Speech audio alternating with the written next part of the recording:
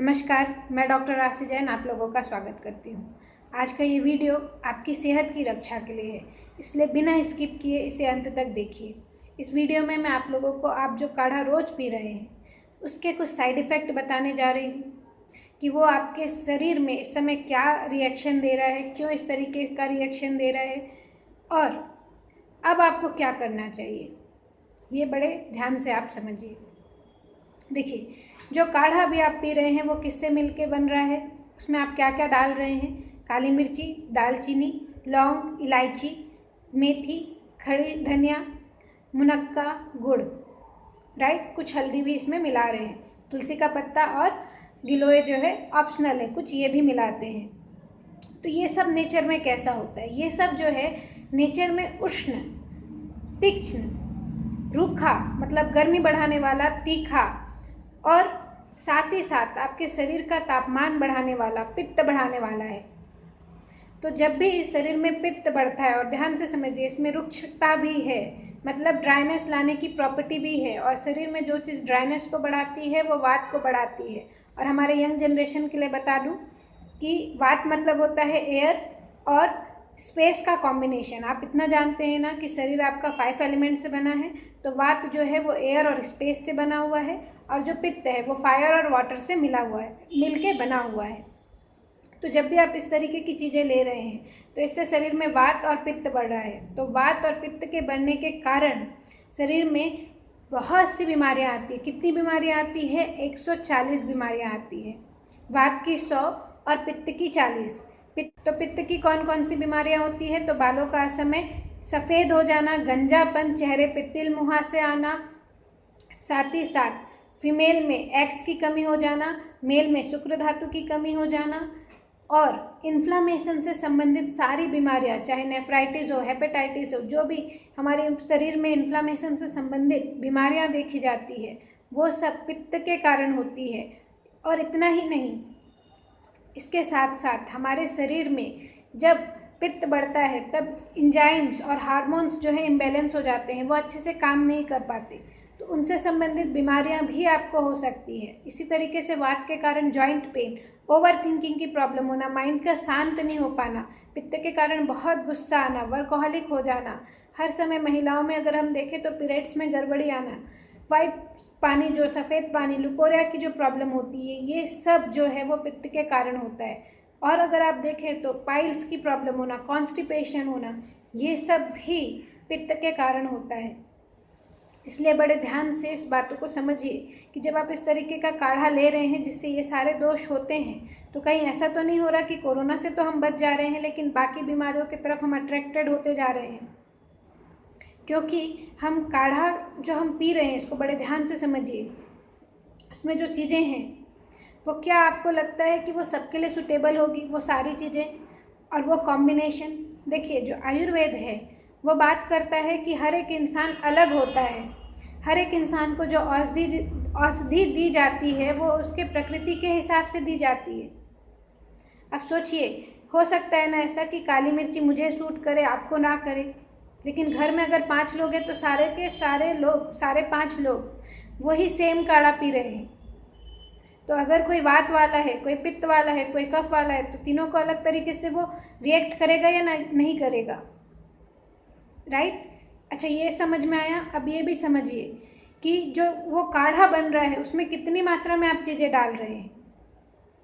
यहाँ अगर मैं लोगों से पूछती हूँ तो मुझे पता चलता है कि मेथी डाल रहे हैं तो आधी चम्मच मेथी डल जा रही है, 5-6 काली मिर्ची डल जा रही है, 10-12-15 पत्ता जो है वो तुलसी का डल जा रहा है, मुनक्का उसमें 5-8-10 डल जा रहा है। इतनी मात्रा में चीज़ें डाल रहे हैं। मुझे तो समझ में नहीं आता ये जो काढ़ा है वो इंसान के लिए था कि हाथी के लिए था। सॉरी, माफ़ कीजिएगा, बहुत कठोर शब्द है, लेकिन ध्यान से समझिए। किसी भी चीज़ की एक सही मात्रा में अगर आप कंजप्शन नहीं करेंगे, सही मात्रा में अगर आप चीज़ें नहीं लेंगे तो वो आपके शरीर को बहुत नुकसान करेगी। आप वो लाइन से तो बिल्कुल परिचित है ना, अति हमेशा बुराई का कारण होती है, अति हमेशा बीमारी का कारण होती है, जैसे मैंने पिछले वीडियो में भी बताया है। तो ध्यान दीजिए, आप खुद सोचिए ना, अगर आप थोड़ी सी मात्रा में कोई चीज़ खाएंगे और वो आपको नुकसान करेगा तो आप डॉक्टर के पास जाएंगे तो वो डॉक्टर आपको ज़्यादा जल्दी ठीक कर पाएगा। लेकिन अगर आप बहुत ज़्यादा मात्रा में खा के बॉडी को ओवर टॉक्सिक कर लोगे तो हम भी कितना उसमें मेहनत करेंगे, हम भी उसको कितने टाइम में ठीक कर पाएंगे, राइट। इसको बड़े ध्यान से समझिए। और एक बात मैं आपको बताती हूँ, चाहे आप होम्योपैथी पढ़ लो चाहे आयुर्वेदा पढ़ लो, एक बात आती है लाइटर डाइल्यूशन की, कि जब हम किसी चीज़ को बहुत कम मात्रा में खाते हैं तो वो शरीर में बहुत अच्छे से एब्जॉर्ब होती है, बहुत अच्छे से शरीर उसको औषधि जैसा लेता है। यू नो व्हाट, ऐसा लिखा हुआ मिलता है कि अगर आप कम मात्रा में कोई चीज़ खाते हैं तो वो औषधि है, ज़्यादा मात्रा में खाते हैं तो वो शरीर खाने की तरह लेता है, भोजन की तरह लेता है, तो उसमें से बहुत ज़्यादा एब्जॉर्प्शन वो नहीं करता। तो आप जो खा रहे हैं उसका कोई मतलब ही नहीं बनेगा अगर आप बहुत ज़्यादा खाएंगे तो। और एक बात और आप समझिए, आपने सुना होगा कि बीपी की गोलियां और ये सब जो डायबिटीज़ की गोलियां चलती है उसको समय समय पे चेंज करवा देना चाहिए। क्यों करवा देना चाहिए? क्योंकि शरीर उसके प्रति बैरियर क्रिएट कर लेता है, राइट। आपने ये सुना है?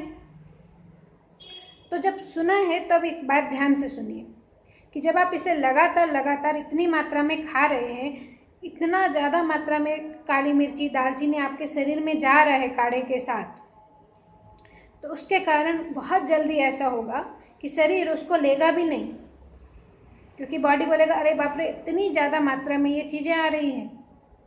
और एक बात ध्यान से समझिए, अगर आप आयुर्वेद को फॉलो करना चाह रहे हैं, आयुर्वेद के हिसाब से बचना चाह रहे हैं, तो आयुर्वेद की दिनचर्या भी शामिल कीजिए, तब तो ये सारी चीज़ें पचेगी। आप खाने में घी नहीं खाते, खाने में मीठा नहीं खाते, खाने में बहुत लोगों ने चावल या भात छोड़ रखा हुआ है, और उसके बाद वो ये सारी गरम गरम औषधि लेते जा रहे हैं। और जब गरम गरम औषधि लेते जा रहे हैं तो बताइए सब मैनेज कैसे होगा? आयुर्वेद की जब दवाइयाँ चलती है तो उसके साथ पथ्य और अपथ्य भी बताया जाता है कि आप कोई पथ्य कोई अपथ्य फॉलो कर रहे हैं, नहीं हो रहा ना, तो बड़े ध्यान से इसको समझिए। और एक बात ध्यान से समझिए, देखिए इनमें से कुछ ऐसी चीज़ें हैं जो बिल्कुल नेचुरल एंटीबायोटिक्स है, आपके शरीर में नेचुरली ये जाके एंटीबायोटिक्स को क्रिएट कर देती है। तो आपने कभी ये सुना है कि फला इंसान को डायबिटीज़ का इंजेक्शन लगने लगा है आजकल, और 1-1.5 महीने के बाद ये सुना है कि वो जो इंजेक्शन की मात्रा थी वो बढ़ गई, डोज बढ़ गई उसकी, और उसकी शुगर कंट्रोल में नहीं आ रही, बस जो इंसुलिन की मात्रा है वो बढ़ते चले जा रही है। आप बोलेंगे हाँ सुना है। अच्छा ऐसा क्यों होता होगा? बड़े ध्यान से समझो इसको, ऐसा क्यों होता होगा? देखिए इसको बड़े ध्यान से समझिए। ऐसा इसलिए होता है क्योंकि जब भी हम अपने शरीर को कुछ चीज़ें बाहर से देते हैं और वो इतनी मात्रा में होती है कि वो शरीर के ज़रूरत को पूरा कर देती है, तो आपका शरीर उस चीज़ का उत्पादन नहीं करता। जैसे जब आप बाहर से इंसुलिन दे रहे हो तो पैंक्रियाज में जो इंसुलिन बनाने वाले सेल हैं वो देखते हैं कि ओके शरीर से इसके पास इतना इंसुलिन आ रहा है कि शुगर को ये कंट्रोल कर दे रहा है, तो वो धीरे धीरे इंसुलिन का प्रोडक्शन ही बंद कर देते हैं, और इसीलिए उसकी दवाई की मात्रा बढ़ानी पड़ती है। तो अगर आप लगातार ऐसे एंटीबायोटिक्स अपने अंदर डालते रहोगे तो बहुत जल्दी सोचो आपके शरीर में क्या होगा। आज इम्यूनिटी बढ़ा लोगे, कल क्या करोगे, राइट। इसको बड़े ध्यान से समझिए। और हाँ, जो आप घी और मैंने जो अभी बात कही ना उसको बड़े ध्यान से समझिएगा। तब बात आती है तो फिर हम क्या करें? क्या काढ़ा नहीं लें? वो आपके ऊपर है। लेकिन एक बात मैं आपको कह सकती हूँ, एक सजेशन मैं दे सकती हूँ कि अगर आप काढ़े को कंटिन्यू करना चाहते हैं तो दिन में 3 बार मत लें प्लीज़, और कम मात्रा में लें। कितनी मात्रा में लें? आधा कप बहुत होता है। आप दवाई कितनी पीते हो? 1 चम्मच 2 चम्मच। और हाँ एक बात और समझो कि आयुर्वेद में हर किसी के लिए काढ़ा नहीं बताया है, कुछ के लिए चूर्ण, कुछ के लिए चटनी, किसी के लिए च्यवनप्राश भी बताया है। या तो हम सबको काढ़ा पिला रहे हैं, राइट। इसको भी बड़े ध्यान से समझिएगा। तो अगर काढ़ा पीना है तो आधा कप पीजिए, वो भी दिन में 1 बार। वो भी अगर आप ऐसे इलाके में हैं जहाँ बहुत ज़्यादा अभी कोरोना के मरीज हैं या डर है, तो आप हद से हद इतना ही पियो, आधा कप ही पियो। और उसमें भी आप गुड़ की जगह मिश्री डालें तो अच्छा है, और अगर गुड़ भी डालना है तो उसमें कम से कम आधा से 1 चम्मच घी डालिए, ताकि उसका ड्राइनेस ख़त्म हो, उसमें जो चीज़ें हैं रुक्षता देने वाली, राइट। और अगर मिश्री भी डाल रहे हैं तो भी घी डालिए। ताकि वो पचे। इंग्रेडिएंट कितना डालना है, तो काली मिर्ची अगर आप डाल रहे हैं तो 1 से 2। पूरे परिवार के लिए मैं कह रही हूँ, जो आप एक साथ बनाते हैं उसमें मैं बता रही हूँ, 1 से 2 काली मिर्ची, 10 से 20 दाना अजवाइन, 5 से 10 दाना मेथी दाना का, 1 से 2 मुनक्का, हर इंसान के हिसाब से 1 मुनक्का आप लगभग डाल सकते हैं। और घी जरूर डालिएगा। अगर हाँ तुलसी पत्ता डालते हैं तो 2 से 4 पत्ता, हर इंसान के लिए हद से हद 1 से 1.5 पत्ता पर्याप्त होता है, राइट। घी कितना, 1 से आधा से 1 चम्मच, 1.5 चम्मच तक भी डाल सकते हैं। और खाने में कुछ मीठा खाना चालू कीजिए ताकि सब चीज़ें बैलेंस हो, अदरवाइज आपको शरीर में बहुत ज़्यादा बीमारियाँ आएंगी उसके कारण। आई होप आपको ये सारी चीज़ें अच्छे से समझ में आई होगी। मैंने अच्छे से समझाने की कोशिश की है, आप लोगों को सारी चीज़ें देने की कोशिश की है।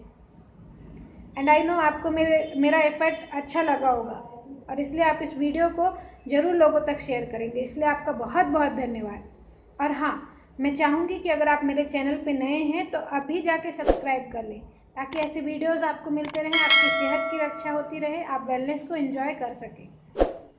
और इस वीडियो को शेयर करने के लिए, लाइक करने के लिए, कमेंट करके मुझे बताने के लिए कि आपको मेरी बात अच्छी लगी, इसके लिए बहुत बहुत धन्यवाद।